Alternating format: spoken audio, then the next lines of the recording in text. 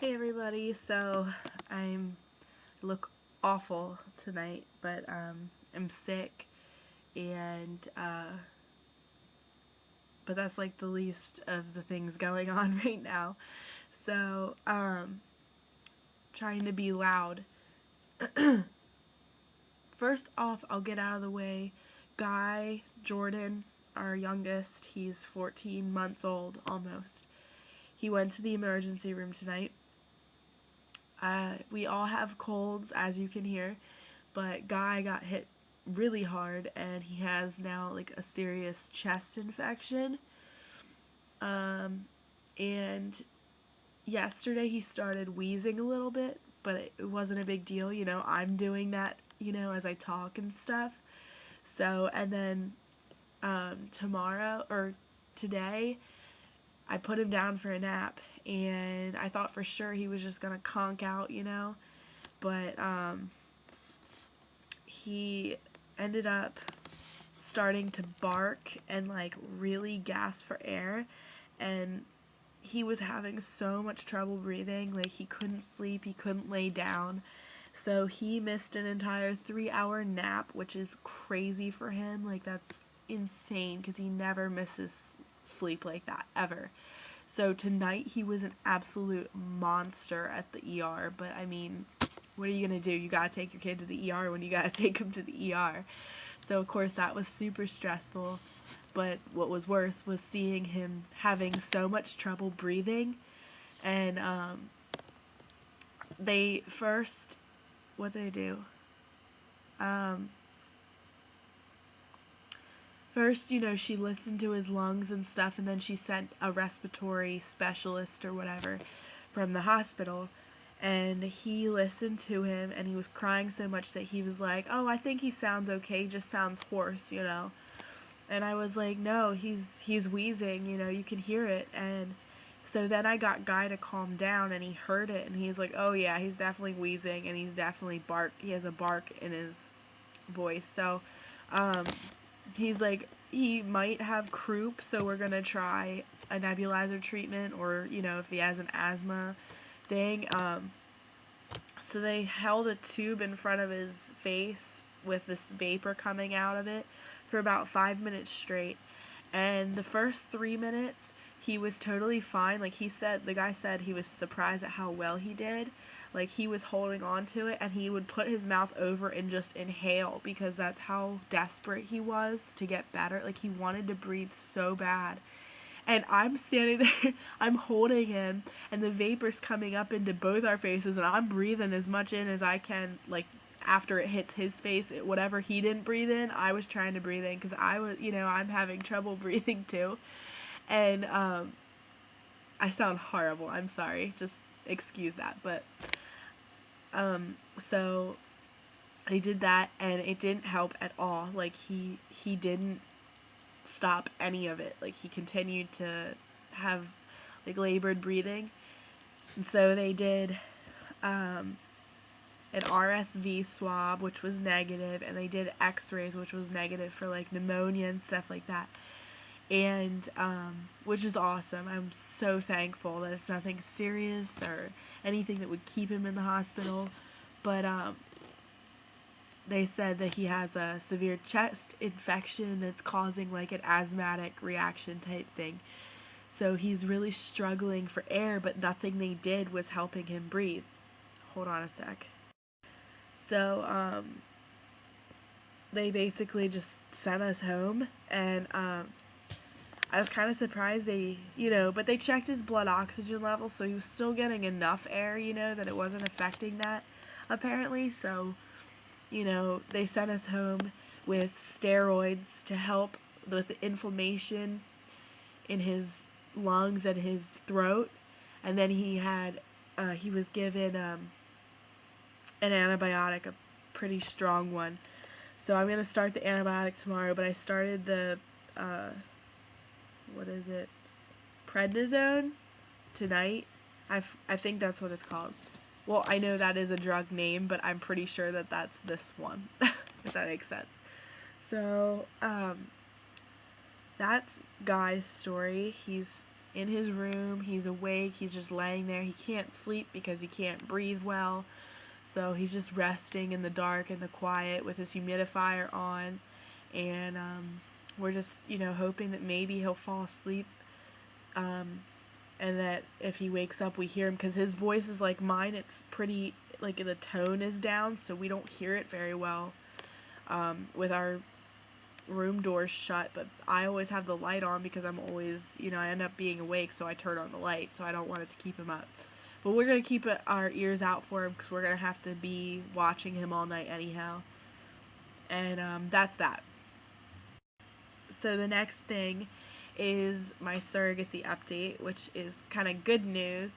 I'll start off with this morning. I had my ultrasound this morning. I went in and I went in and they did my ultrasound. I'm exhausted. Anyway, they did my ultrasound and my lining was 10.7 millimeters, I think. It was 10.7, which is actually right now is perfect for transferring. But they did say it's only triple lined halfway. Like the top of my uterus is just 2 lines. It's not no lines present, but there is an endometrial lining and it's that thick. But there's not a triple line, and a triple line is when you have when they check your triple lining, that's like the outer layer and then the inside layer. Look it up, Google it. It's it's interesting. It's kind of important for an embryo to be able to implant in that triple line. So it's possible without it, but it kind of makes it a little harder. So we're hoping by the transfer date they gave me that it'll have built up the whole way up my uterus, not just half of it. But 10.7 is a good lining.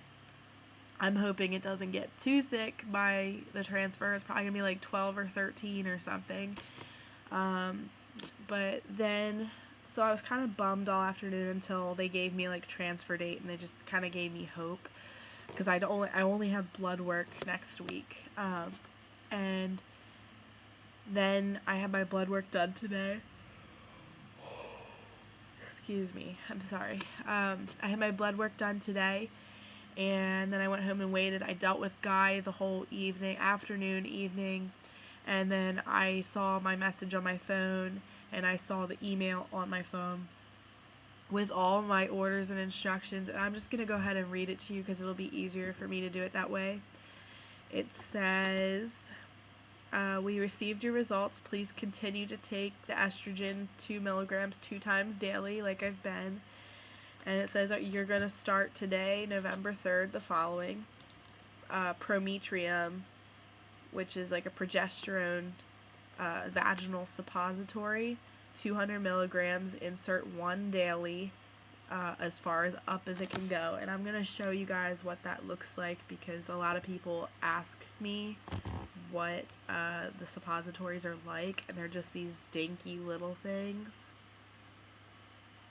This is tonight's suppository. Hope you weren't eating dinner. So yeah, there's that. Haven't gotten a shipment with my injections in, so I'm getting to that.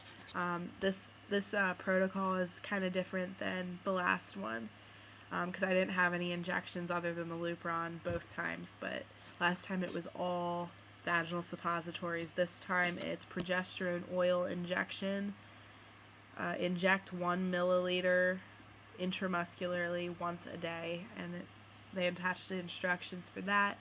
And it says, after your results from monitoring on the 8th, we will know exact date for transfer, but right now it's Thursday, November 10th, which is 1 week from now. And let me see.